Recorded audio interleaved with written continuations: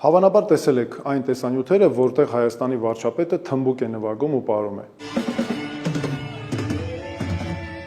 Գուցե հարց տաք, որտեղից է այս ամենը գալիս։ Պատասխանը հստակ է։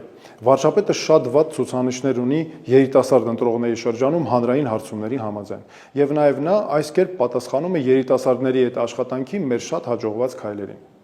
Պարոն Փաշինյան, հիմա ես ձեզ համար ուզում եմ պարզաբանել։ Հայ երիտասարդները չեն փնտրում վարչապետ, որը լավ թմբուկ է նվագում կամ լավ պարում է։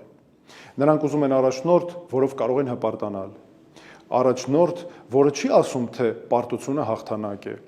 Առաջնորդ, որը հասկանում է, որ խաղաղություն հնարավոր է միայն ուժի եւ արդարության պայմաններում։ Առաջնորդ, որը վերջ կդնի իր երկրի շարունակական նվաստացմանը։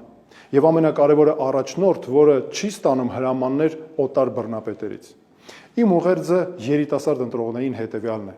մեր ձախողված վարչապետը վախենում է ձեզանից եւ ձեր մասնակցությունից հաջորդ տարվա ընտրություններին։ Եթե դուք մեծ թվով մասնակցեք հաջորդ տարվա ընտրություններին եւ ձեր ձեռքը վերցնեք երկրի ճակատագիրը, ապա մենք հաջորդ տարի արդեն կունենանք նոր կառավարություն ու նոր Հայաստան։ Ես ամեն ինչ կանեմ առաջիկա ամիսներին ձեր աջակցությունը եւ ձեր ձայները վաստակելու համար։